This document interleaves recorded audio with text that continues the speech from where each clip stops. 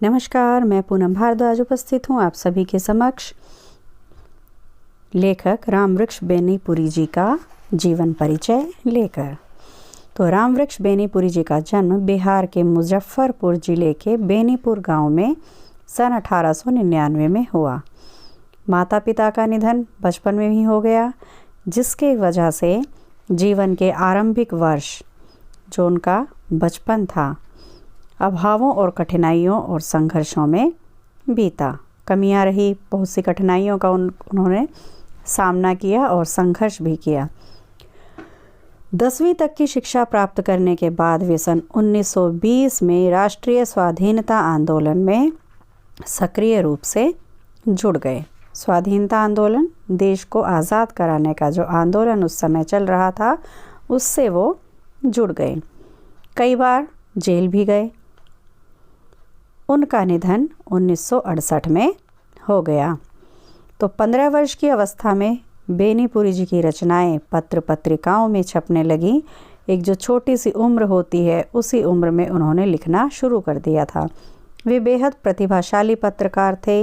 उन्होंने अनेक दैनिक, साप्ताहिक और मासिक, दैनिक जो रोज़ निकलती हैं पत्रिकाएं, जैसे अखबार निकलता है, साप्ताहिक जो एक हफ्ते में आती है, जैसे आप लोग पढ़ते हो, जैसे बाल भास्कर है, और मासिक पत्रिकाएं जैसे इंडिया टुडे हो गया और सरिता गृहलक्ष्मी एट्सेट्रा।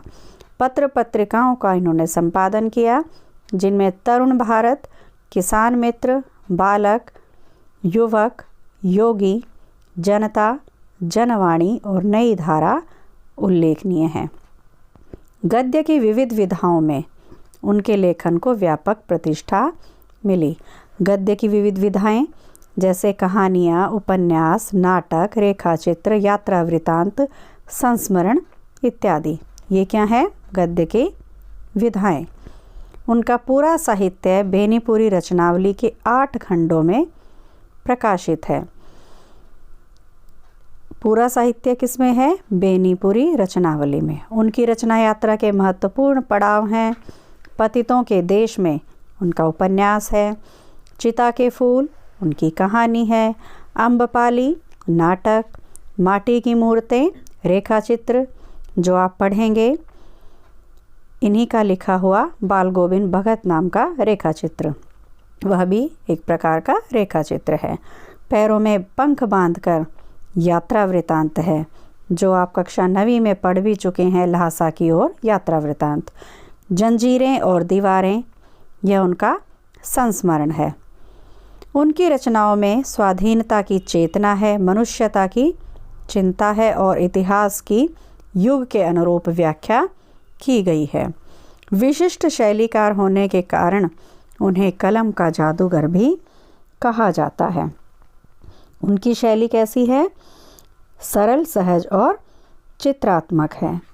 तो इस प्रकार ये था रामवृक्ष बेनीपुरी जी का जीवन परिचय, और आशा करती हूँ कि आप मेरे वीडियो को ध्यानपूर्वक सुनेंगे और देखेंगे, समझेंगे और उनके जीवन को जानेंगे। थैंक यू बच्चों, गुड बाय।